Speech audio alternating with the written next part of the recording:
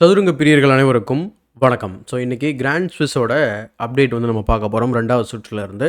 முக்கியமா நம்ம இன்றைக்கி பார்க்க போகிற கேம் வந்து பார்த்திங்கன்னா, ப்ரக்கோட கேம் வந்து பார்க்க போகிறோம். ஸோ பிரக்னானந்தா வந்து செகண்ட் ரவுண்டில் இவான் ஜெம்லைன்ஸ்கி அப்படிங்கிற கிராண்ட் மாஸ்டரோட வந்து விளையாடுறாரு. ஸோ அந்த கேமை தான் நம்ம வந்து பார்க்க போகிறோம். ஸோ டைம் ப்ரெஷரில் ஒரு ஒரு சின்ன ட்ராப் வந்து பார்த்திங்கன்னா செட்டப் பண்ணுவார். அவர் வந்து மாட்டிப்பார் அந்த ட்ராப்பில். ஸோ என்ன அப்படிங்கிறத நம்ம வந்து டீட்டெயிலாக பார்க்கலாம்.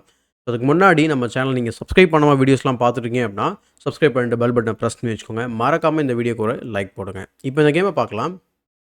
இந்த கேமில் வந்து ப்ரக் வந்து ஒயிட் பீஸ் வந்து ஹேண்டில் பண்ணுறாரு. So C4. ஸோ ப்ரக்கை பற்றி நம்ம சொல்லணும் அப்படின்னா, நான் வந்து ஒரு வார்த்தையில் அவர் எப்படி விவரிப்பேன் அப்படின்னா, வெர்சடைல் பிளேயர் அப்படின்னு சொல்லுவேன் நான். அதாவது எப்படி வேணால் விளையாடுவார். ஸோ அது மாதிரி இப்போது இங்கிலீஷ் ஓப்பனிங், ஏன்னா நிறைய கேம்ஸ் நம்ம கவர் பண்ணியிருக்கோம். கிட்டத்தட்ட 200 கேம் கிட்ட ப்ரக்கோட கேம் நம்ம சேனலில் இருக்குது. ஆனால் எல்லா கேமும் E4 தான் நம்ம ஒரு 100+ கேம்ஸ் E4ல் இருக்கும். இப்போ ஆனால் மிக்ஸ் பண்ணி விளையாடுறாரு. So night F6, night C3, D5. இது ரொம்ப காமனான சாய்ஸ் கிடையாது ஆக்சுவலாக கிராண்ட் மாஸ்டர்ஸ் மத்தியில். நிறையா மெயின் லைன்ஸ் இருக்குது. பட் அவர் இமீடியட்டாக D5 போடுறாரு. ஸோ C×D5க்கு அப்புறம் நைட்×D5, நைட் F3, C5. ஸோ ஏர்லியராக வந்து பார்த்திங்கன்னா சென்டரை வந்து பார்த்திங்கனாக்கா பானை வச்சு கண்ட்ரோல் பண்ணிட்டு நைட் அதுக்கப்புறம் டெவலப் பண்ணலான்றது ஒரு சூப்பரான ஒரு ஐடியா. ஸோ G3, பின் அதுக்கப்புறம் G6, குயின் B3. இந்த நைட்டுக்கு ப்ரெஷரு. ஸோ நைட் B4 போகிறாரு. பின்னாடி போகணுன்னு பார்த்தா முன்னாடி வருது. அதுக்கு நைட் E4 விளையாடுறாரு. நைட் E4க்கு பிஷப் G7. ஸோ இந்த பானை அட்டாக் பண்ணுறதை உங்களால் பார்க்க முடியும். அதை கண்டுக்காமல் அவர் மாட்ட பிஷப் G7 போடுறாரு. அதை பற்றி நம்ம டீட்டெயிலாக இப்போ பேசுவோம். அதுக்கு முன்னாடி இந்த நைட்டை வந்து நம்ம அட்டாக் பண்ணி டெவலப் பண்ணலாமா, பிஷப் F5 விளையாடலாமான்னா D3 ரொம்ப ஸ்ட்ராங்கான ரெஸ்பான்ஸாக இருக்கும். ஸோ பிஷப் E4 அதுக்கப்புறம் நீங்கள் வெட்டி தான் ஆகணும். ஸோ இந்த டபுள் பான் வந்து பெரிய இஷ்யூ கிடையாது. இன்ஃபேக்ட் இது வந்து ஃப்யூச்சரில் ஒயிட்டுக்கு ரொம்ப ஃபேவராக இருக்கும். அதனால் பிஷப் G7 இமீடியட்டாக நைட் C5, நைட் 8 ரேங்க்லேருந்து C6 கொண்டு வராரு. ஓப்பனிங்லேயே ஒரு பானை விட்டுட்டு விளையாடுறாரு. ஸோ இதனால் அவருக்கு ஏதாவது அட்வான்டேஜ் இருக்கா அப்படின்னு பார்த்தோன்னா, அவருக்கு பார்த்தீங்கன்னா ஓரளவுக்கு considerable amount of development lead இருக்குதுன்னு சொல்லலாம். Bishop G2, queen A5. So almost எல்லா பீஸும் டெவலப் பண்ணிட்டார். இன்னும் கேசலிங்கும் இந்த பிஷப் மட்டும்தான் பெண்டிங் இருக்குது. ஸோ குயின் C4 போகிறாரு. பின் அதுக்கப்புறம் B6. B6ஓட ஐடியா வந்து பார்த்திங்கன்னா, பிஷப்பை வந்து 1 கோலில் ஃபேன்ஸ்டாக பண்ணுறோம், ப்ளஸ் நைட்டையும் அட்டாக் பண்ணுறோம். ஸோ நைட் B3 போயிட்டு அவர் குயின் அட்டாக் பண்ணுறார். குயின் அட்டாக் பண்ண உடனே குயின் A6 போயிட்டு குயின் ட்ரேட் பண்ண பார்க்குறாரு. ஆனால் இந்த இடத்துல வந்து ப்ரக் வந்து குயின் ட்ரேட் பண்ணலை. அதுக்கு பதில் நைட் E5 டாக்டிக்கலாக விளையாட பார்க்குறாரு. இந்த பொசிஷனில் குயின் ட்ரேட் பண்ணால் என்ன ஆகும்? குயின் ட்ரேட் பண்ணோன்னா பிஷப் A6 வரும். பிஷப் A6க்கு அப்புறம் நீங்கள் வந்து கேசல் பண்ண முடியாது. சரி, கேசல் தான் பண்ண முடியாது. சரி, ஓகே, கேசல் பண்ண என்ன பிரச்சனை அப்படின்னா E2 வந்து ஃபால் ஆகிடும். அது மட்டும் இல்லாமல் இப்போ கான்ஸ்டன்ட் த்ரெட் என்ன அப்படின்னா நைட் டு C2 4க்கு. இது தடுக்கிறதுக்கு நீங்கள் கிங்கை வந்து D1க்கோ இல்லை F1க்கோ கொண்டு போகிற மாதிரி இருக்கும். ஸோ D1 வச்சிங்க அப்படின்னா சென்டர் ஆஃப் த போர்டில் இருக்க மாதிரி தெரியும். ஸோ இதெல்லாம் தான் இஷ்யூ நம்ம கேப்சர் பண்ணால். அதனால் இந்த டாக்டிக்கலாக இந்த மூவ் ட்ரை பண்ணுறாரு. அதுக்கு அவர் குயின் C4 அவர் அடிச்சிடுறாரு. இந்த பொசிஷனில் வெரி இன்ட்ரெஸ்டிங் திங் என்ன அப்படின்னா, இதே போல் வின்சென்ட் கெய்மரோட ப்ரக் வந்து பிளாக் பீஸ் வந்து ஒயிட் ஆடிருக்காரு. அதில் வின்சென்ட் கெய்மர் வந்து வின் பண்ணியிருக்காரு. ஸோ இதே பொசிஷன் ஏற்கனவே இருக்குது. 2 இயர்ஸ்க்கு முன்னாடி ஆடிருக்காங்க. 2023ல் ஆடிருக்காங்க. So interesting position. அவங்களோட ஆப்போனண்ட் அதே லைனை இவர்கிட்ட வந்து பார்த்திங்கன்னா ட்ரை பண்ணுறாங்க. So ஜெயிக்கிறதுக்காக queen C4. அண்ட் இந்த பொசிஷனில் நைட் E5 அடித்தா ஏதாவது பிரச்சனை ஆகுமா? அதெல்லாம் ஒரு பிரச்சனையும் ஆகாது. குயின் B4 அடிக்க போகிறோம். அதுதான் இந்த பொசிஷனில் குயின் C4 வந்து விளையாடுறாங்க. Night C4. இப்போ இந்த C2வில் இருக்கக்கூடிய 4க்கு என்ன பிரச்சனை அப்படின்னு நம்ம பார்த்தோம்னா, பிஷப் E6 போட்டு டெவலப் பண்ணுறாங்க. என்னென்னா, இந்த பொசிஷனில் நம்ம C2வில் லேண்ட் ஆகிறோன்னு வச்சுக்கோங்களேன், கிங் வந்து D1 வந்ததுக்கப்புறம் என்ன செய்ய போகிறீங்க? நைட் அட்டாக்ல இருக்குது, ப்ளஸ் உங்களுடைய இந்த நைட்டும் அட்டாக்ல இருக்குது. அப்போது நீங்கள் என்ன பண்ணணும் அப்படின்னா, பிஷப் B7 தான் போய் ஆகணும், வேறு வழி இல்லை. இது இங்கே வெட்டினதுக்கப்புறம் என்ன நடக்கும்னா, டாக்டிக்கலாக அந்த பீஸை நம்ம வந்து எடுத்துருவோம். சப்போஸ் நீங்கள் க்ரீடியாக போய் இங்கே வெட்டினீங்க அப்படின்னா, தென் நீங்கள் பிஷப் C6 ரொம்ப உங்களுக்கு மெட்டீரியல் ரொம்ப லாஸ் ஆகும். ஒரு பீஸ் போச்சு, ப்ளஸ் இங்கே ரூக்குமே ட்ராப் ஆகிடும். மோஸ்ட்லி ஓகே, இந்த நைட்டை வெட்டிட்டு வெளில போக வாய்ப்பு இருக்குது. பட் இருந்தாலும் உங்களுக்கு எண்ட் ஆஃப் த வேரியேஷனில் நீங்கள் பீஸ் வந்து டவுன் ஆகிடுவீங்க. அதே இந்த பொசிஷனில் இருக்கும்போது 4க்கு லேண்ட் ஆகாமல் அல்லது நைட் C2க்கு அப்புறம் king D1 and night A1 க்ரீடியாக விளையாடாமல் அதுக்கு பதில் வேறு என்னங்க செய்யலாம் அப்படின்னு பார்த்தோம்னா, பிஷப்பை டெவலப் பண்ணுறது. இதோட ஐடியா என்னென்னா, நீங்கள் கிங் C2 அடிச்சிங்கன்னா then knight B4 check, king B1 and then bishop G2. So இப்படி பீஸாக ரெக்கவர் பண்ண முடியும். ஸோ இது என்னன்னா, ஓப்பனிங்லேயே வந்து பார்த்தீங்கன்னா, கொஞ்சம் அப்படியே ஒரு டாக்டிக்கலா வந்து கேமை கொண்டு போக ட்ரை பண்ணுறாங்க. வேற ஒண்ணும் இல்ல. பிஷப் E6 பான் D3 இன்னமும் அந்த ஃபோர்க் இருந்துகிட்டே தான் இருக்கு. ஆனா பண்ண முடியாது. ஏன்னா இந்த பிரச்சனை இருக்குன்றதுனால. ஸோ இது பெரிய ஃபோர்க் இல்லையா? ஸோ ரூக் C8 ஃபைனலி அந்த பிரச்சனையிலேருந்து வெளில போயிட்டாரு. அதுக்கப்புறம் கேன்சல் பண்ணுறாரு. ஸோ கேன்சல் பண்ணதுக்கப்புறம் அவருமே வந்து கேன்சல் பண்ணிடுறாரு. அண்ட் இப்போ இன்னும் ஒரு விஷயம் நான் செக் பண்ணணும். என்னன்னா, இன்னமும் அந்த கேமை ஃபாலோ பண்ணுறாங்களா அப்படிங்கிறது தான். எஸ். 15த் மூவ் வரைக்கும் ஒயிட் வந்து பார்த்தீங்கன்னா கேன்சல் பண்ணியிருக்காரு. அதாவது பிரக் அந்த கேமில். அண்ட் இந்த கேமில் வந்து பார்த்தீங்கன்னா பிளாக்கு கேன்சல் பண்ணுறாங்க. ஆனால் அங்கே வின்சென்ட் கெய்மர் என்ன செஞ்சிருக்காருன்னு பார்க்கும்போது பானை வந்து B5 போட்டு இந்த நைட் ரொம்ப ஸ்ட்ராங்காக இருக்க நைட்டை ஓட விடுறாரு. அந்த நைட்டு பார்த்தீங்கன்னா E3ல வந்து ட்ராப் ஆயிருக்கு. ஸோ அதுக்கப்புறம் கேன்சல் பண்ணியிருக்காரு. பட் இங்கே அவர் டைரெக்டாக கேன்சல் பண்ணுறாரு. இன்ஃபேக்ட் அந்த மூவ் ஆடியிருந்தா கூட இந்த கேம் வேறு மாதிரி போயிருந்திருக்கும் கடைசியில். ஏன்னா அந்த பான் தான் ரொம்ப முக்கியமான பிரச்சனையை உருவாக்குச்சு. ஸோ நைட் C2 த்ரெட்னிங் த ரூக்கு. ரூக் D1 வந்து விளையாடுறாரு. அண்ட் இன்னொரு சிந்தனை என்ன அப்படின்னா, நம்ம ஏன் வந்து இங்கே ஆடக்கூடாது? இங்கே ஆடினா ஏதாவது பிரச்சனை வருமா? ஏன்னா சில எக்ஸ்ரேஸ் கூட வர மாதிரி தெரியுது அப்படின்னு சொல்லி பார்க்கும்போது, நைட்டு 6th ரேங்க்லேருந்து D4 வந்து இங்கே E2ல 4க்கு ரிட்டர்ன் பண்ண முடியும். நீங்கள் வெட்டு, நான் வெட்டுன்ற மாதிரி அந்த நைட்டு சேஃப்டியாக வெளில போகிறது மட்டும் இல்லாமல், பிளாக்குக்கு எந்த ஒரு பிரச்சனையும் கிடையாது. டெவலப்மெண்ட்லேயும் சரி, பீஸ் பொசிஷன்லேயும் சரி. இந்த பீஸ் ஒரு மாதிரி இருக்கேங்க அப்படின்னு பார்த்தோன்னா, ஒன்றும் பிரச்சனை கிடையாது. இன்ஃபேக்ட் அது வந்து நல்ல ஒரு டேங்கில் தான் இருக்குது இப்போதைக்கு. தேவைப்பட்டால் ரூக்கை சென்ட்ரலைஸ் பண்ணிவிட்டு அவர் இப்படி கூட பிஷப்பை சேலஞ்ச் பண்ண முடியும். ஸோ ஆக மொத்தத்தில் இந்த வேரியேஷன் நல்ல வேரியேஷன். ரூக் D1 போகிறாரு. பிஷப் G4 அண்ட் இந்த பொசிஷனில் இன்னொரு மூவ் வந்து சில பேருக்கு தோணலாம். என்ன அப்படின்னா, பிஷப் இன்ட்டு C4 அடிச்சுட்டு B2வை வெட்டிக்கலாமாங்க?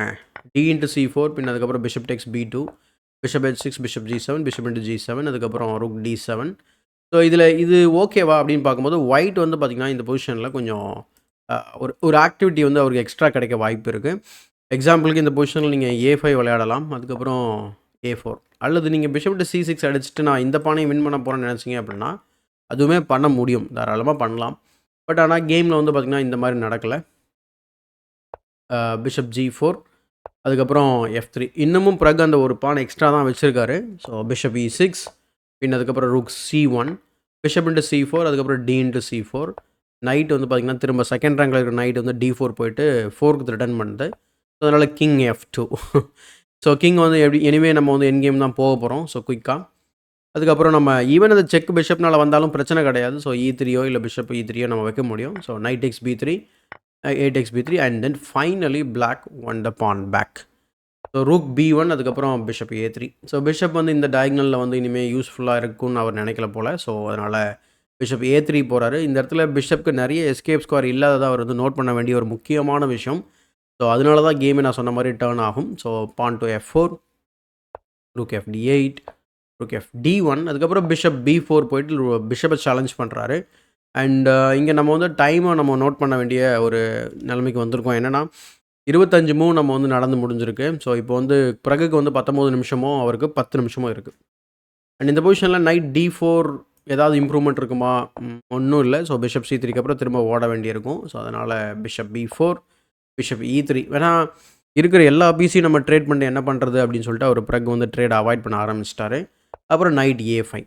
இப்போ நைட் A5க்கு அப்புறம் அவர் என்ன செய்கிறார்? ரூக்கை வந்து லிஃப்ட் பண்ணுறாரு. என்னென்னா இங்கே டாக்டிக்கலாக அவர் அப்ரோச் பண்ணுறாரு. ஜஸ்ட்டு டேக்ஸு அப்போ நீங்கள் டேக் பண்ணதுக்கப்புறம் வந்து பார்த்திங்கன்னா knight takes B3 wins the pawn இல்லையா? ஸோ அதனால் அதை தடுக்கிறதுக்கு ரூக் D3 ஸோ பானோட சப்போர்ட்டில் போயிடுறாரு.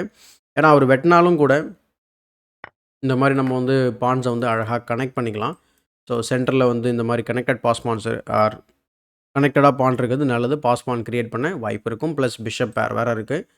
So king F8 rook A1 போயிட்டு ஏதோ பண்ணுறாரு. ஐ மீன் அட்டாக் பண்ண ட்ரை பண்ணுறாரு. ஸோ என்னடா இந்த பொசிஷனில் திரும்ப தோணும். ஏன்னா கிங் E8 ஏன் விளையாடணும்? இப்போ அவர் ரூக்கை ட்ரேட் பண்ணிட்டு நம்ம இங்கே போகலாமே அப்படின்னு பார்த்தீங்கன்னா தென் இந்த பொசிஷனில் ஃபோர்க் இருக்குது. ஸோ இந்த ஒரு ட்ராப்பை செட்டப் பண்ணி டைம் ப்ரெஷருக்கு தப்பு பண்ண வாய்ப்பு இருக்கும் இல்லையா? அந்த காரணத்தில் கூட அவர் இந்த மாதிரி விளையாடிருக்கலாம். So king E8 but rook A4 bishop D6 bishop E4 rook C7 விளையாடுறாரு. அண்ட் அதுதான் வந்து கேமோட பிளண்டர். இங்கே ஒரே ஒரு மூவ் மட்டும்தான் வந்து பார்த்திங்கன்னா பெஸ்ட்டு மூவ். அந்த மூவ் விளையாடினாக்கா மற்ற மூவுமே விளையாடலாம். லைக் இந்த பிஷப்பை வந்து சேவ் பண்ணுறதுக்கு நிறையா மூவ்ஸ் இருக்குது. அது எதை மூவ் பண்ணாலும் ஓகே. எக்ஸாம்பிளுக்கு பிஷப்பை வந்து B8ல கொண்டு போகிறது. அப்படி இல்லைனா வந்து டாப் மூவான E6 விளையாடுறது. இப்போ E6 விளையாடும்போது என்ன ஆகும் அப்படின்னு நம்ம பார்ப்போம். அதுக்கு முன்னாடி கேமில் என்ன நடந்தது அப்படின்னா, rook C7 is a blender. ஏன்னா பான் C5க்கு அப்புறம் இந்த பிஷப் வந்து ஆக்சுவலா ட்ராப். ஏன் பான் C5க்கும் அதுக்கும் என்னங்க சம்மந்தம்? நம்ம அப்படியே வெட்டலாமேன்னு பார்த்தோம்னா, இந்த சைட் லைனா ஒரு சைடா வந்தது இல்லையா ஒரு நைட்டு. அப்போது அந்த நைட் வந்து பார்த்தீங்கன்னாக்கா, கான்ஸ்டன்ட் அட்டாக்ல இருக்குது. ஸோ ரூக் வந்து இங்கே A5ல போட்டு அங்கே அந்த அந்த நைட்டுக்கு ஒரு ப்ரெஷரை வச்சாரு. அதிலிருந்து அந்த நைட் வந்து பார்த்தீங்கன்னா, எங்கேயும் மூவ் ஆகல. மூவ் பண்ணியிருந்தாரு அப்படின்னா, இந்த ட்ராப்லேருந்து தப்பிக்க வாய்ப்பு நிறையவே இருந்திருக்கும். பட் இப்படி பண்ணதுனால என்ன ஆகுது அப்படின்னா, ஒரு பீஸ் வந்து பார்த்தீங்கன்னா, ஒரு கம்ப்ளீட்டாக ட்ராப் ஆக போகுது. ஸோ C5 C5க்கு நீங்க பிஷப் இன்டு C5 அடிச்சீங்க அப்படின்னா, அதான் நடந்தது கேமில. So bishop into C5, rook into C5 அதுக்கப்புறம் B4 இந்த மாதிரி ஃபோர்க் பண்ணதுக்கப்புறம் ரிசைன் பண்ணிடுறாரு இவான் ஜெம்லியான்ஸ்கி. இப்போ இன்னொரு கொஷின். எப்படி E6க்கும் இதுக்கும் என்ன சம்மந்தம் அப்படின்னு பார்க்கும்போது, இப்போ சப்போஸ் இந்த பொசிஷனில் நம்ம ரூக் C7 பதில் E6 ஆடியிருந்தோம் அப்படின்னா, இப்போ அதே C5 தான் பெஸ்ட் மூவ் ஒயிட்டுக்கு. ஏன்னா இப்போ அவர் வெட்ட முடியாது. வெட்டினா இங்கே நம்ம வந்து என்ன சொல்ல நைட்டை வின் பண்ணிடுவோம். ஸோ ஓவர்லோடிங் கான்செப்ட் தான். ஸோ பிஷப் E7 போக முடியும். இப்போ இன்னொரு ட்ரிக் இருக்குது. ரூக் இன்ட்டு D8 செக் வைக்கும்போது நீங்கள் ரூக்கால் வெட்டக்கூடாது. நேச்சுரலாக நான் தானே வெட்டுறோம் அப்படின்னு சொல்லிட்டு. அப்போயுமே உங்களுக்கு ப்ராப்ளம் தான். ஏன்னா C into B6 C into B6ன்னு சொல்லி நம்ம இங்கே திரும்ப ஒரு ஃபோர்க்கை போட்டு விட்டுறலாம். ஸோ அந்த காரணத்தில் அப்படி விளையாட முடியாது. ஸோ ரூக் இன்ட்டு D8 அடிக்கப்போல பிஷப் இன்ட்டு D8 அடித்து இந்த B6 ஸ்கொயரை வந்து பாதுகாப்பு கொடுக்கணும். ஸோ டேக்ஸ் பண்ணதுக்கப்புறம் நீங்கள் இந்த மாதிரி ஒரு எண்ட் கேம்குள்ளே சிம்பிளான எண்ட் கேம்குள்ளே போகலாம். ஸோ இது எல்லாமே ஜீரோஸ் தான். ஸோ பாரை நீங்கள் கவனிச்சாலே தெரியும். ஆல்மோஸ்ட் ப்ரக்கை வந்து ஹோல்ட் பண்ண வேண்டிய ஒரு சுச்சுவேஷனில் ஒரு சின்ன பிளண்டர்னால வந்து பார்த்திங்கன்னா அந்த ட்ராப்பில் வந்து மாட்டிக்கிட்டார். ஸோ ரூக் C7க்கு அப்புறம் கேம் வந்து லாஸ்.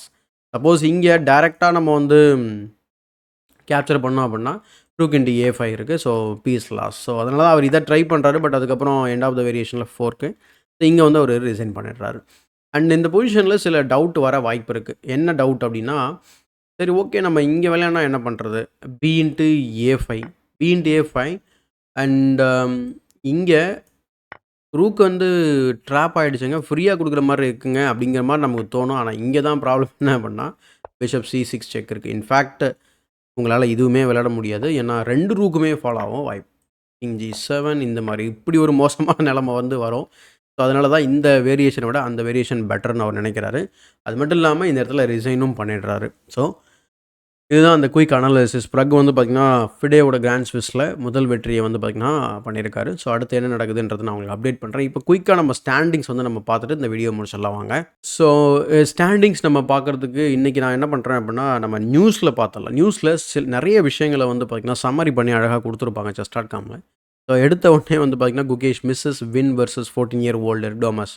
அப்படி என்ன ஆச்சு அப்படின்னு சொல்லி நம்ம பார்ப்போம் இல்லையா? அதுக்காக தான் இந்த மாதிரி டைட்டில் வச்சுருக்காங்க. ஏன்னா மிடில் கேமில் அவருக்கு ஒரு சான்ஸ் இருந்தது வின் பண்ணுறதுக்கு. அதை வந்து மிஸ் பண்ணியிருக்காரு போல். ஸோ அது என்னன்னு சொல்லி நம்ம அந்த கேம் அனலைஸ் பண்ணும்போது பார்க்கலாம். ஸோ இப்போ ஸ்டாண்டிங்ஸை பற்றி பேசுவோம் நம்ம. ஆஃப்டர் செகண்ட் ரவுண்ட் டாப் 20 பிளேயர்ஸோட ரிசல்ட்ஸ் இது தான். ஸோ ஆண்டன் டெம்செங்கோ வந்து பார்த்திங்கன்னா 2 out of 2, Alireza Firouzja 2 out of 2, Parham Maghsoodloo 2 out of 2. அதாவது இவ்வளோ பிளேயர்ஸ் விளையாடுற இந்த டோர்னமெண்ட்டில் இவங்க மட்டும்தான் வந்து பார்த்திங்கன்னா 2 out of 2 எடுத்திருக்காங்க. மீதி எல்லாரும் வந்து பார்த்திங்கன்னா அதுக்கு கீழே தான். ஸோ 1.5 அப்புறம் 1 அந்த மாதிரி. இதில் டாப் இந்தியன் பிளேயர்ஸ் யார் அப்படின்னு பார்க்கும்போது அபிமன்யு புரோனிக், லியான் லுக் மென்டான்கா, அடுத்து குகேஷ், அடுத்து விஜித் குத்தராத்தி. இவங்க எல்லாருமே 1.5. ஸோ அர்ஜுன் எரிகேசியும் 1.5, அதுக்கப்புறம் பிரக்னானந்தாவும் 1.5. ஸோ எல்லாம் டை பிரேக்ஸில் கீழே இருப்பாங்க. அடுத்து 5 ரவுண்ட்ஸ்க்கு அப்புறம் நம்ம ஆட்கள் எல்லாமே மேலே வந்துடுவாங்க பார்க்கலாம் எப்படின்னு சொல்லிட்டு. அடுத்து விமென்ஸோட செக்ஷனில் நம்ம வைஷாலி வந்து பார்த்திங்கன்னா 2 out of 2, அதே போல் வந்திகா அகர்வால் 1.5. ஸோ பெரிய விஷயங்க. ஸோ அந்த உமன் செக்ஷன்லேயும் வந்து பார்த்திங்கன்னா 2 பிளேயர் மட்டுமே 2 out of 2 எடுத்திருக்காங்க. ஸோ எனிவே அதே போல் இங்கே சில நியூஸ் ஷார்ட்டாக போட்டிருக்காங்க. So of the games were decisive at the top of the tournament including Indian GMs. So பிறகு வின் பண்ண கேம் பார்த்தோம். அதே போல் அர்ஜுனும் வின் பண்ணியிருக்கிறாரு. இது வந்து பார்த்திங்கன்னா சில ரிசல்ட்ஸ் இங்கே போட்டிருக்காங்க, அடிஷ்னல் ரிசல்ட்ஸு. ஸோ அபிமன்யு அவங்க வந்து ட்ரா பண்ண ஒரு கேம். ஸோ ப்ரக்கோட வின் பண்ணது ஒரு. ஸோ இந்த மாதிரி ஃபுல்லாக பார்க்கணும்னா நம்ம அந்த ரிசல்ட்ஸ் பேஜ் தான் போகிற மாதிரி இருக்கும். ஸோ அது ஓகே. ஸோ இதில் இன்னும் சில விஷயங்கள் பார்த்தது என்ன அப்படின்னா அலிசா வந்து பயங்கரமாக வந்து விளையாடி ஜெயிச்சதா வந்து போட்டிருக்கிறாங்க. அண்ட் இன்னொரு முக்கியமான விஷயம் என்ன அப்படின்னா டெம்செங்கோ வந்து 2 out of 2 எடுத்தது. அண்ட் அபிமன்யு மிஸ்ரா வந்து பார்த்திங்கனாக்கா அபிமன்யு மிஸ்ரா வந்து ஒரு அலெக்சி சரணாவை வந்து பார்த்திங்கன்னா பீட் பண்ணிட்டாரு. ஸோ அது ஒரு இன்ட்ரெஸ்டிங்கான ஒரு அப்செட்டு.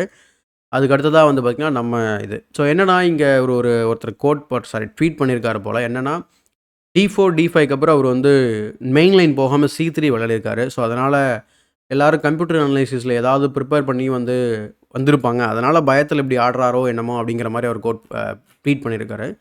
அது எந்த அளவுக்கு உண்மைன்றது நமக்கு தெரியாது. ஸோ, ஆனா அவர் ப்ரிப்பேர் பண்ணிட்டு வந்த ஓப்பனிங் நல்லா தான் ஒர்க் ஆச்சு. ஸோ, இந்த பொசிஷன்ல தான் பிளண்டர் நடந்தது. அது என்னன்றத நம்ம வந்து பார்க்கலாம். ஸோ, இதுதான் வந்து செகண்ட் ரவுண்டோட ஒரு குயிக் அப்டேட். அண்ட் இந்த வீடியோ பிடிச்சிருந்தா லைக் போடுங்க. மறக்காம மத்தவங்களுக்கு ஷேர் பண்ணுங்க. இன்னும் நம்ம சேனலை சப்ஸ்கிரைப் பண்ணல அப்படின்னா, சப்ஸ்கிரைப் பண்ணிட்டு பெல் பட்டனை பிரஸ் பண்ணி வச்சுக்கோங்க. இதேபோல ஒரு பயனுள்ள வீடியோவுடன் உங்களை சந்திக்கும் வரை உங்களிடமிருந்து விடைபெறுவது உங்கள் சதுரங்க சாணக்கியன்.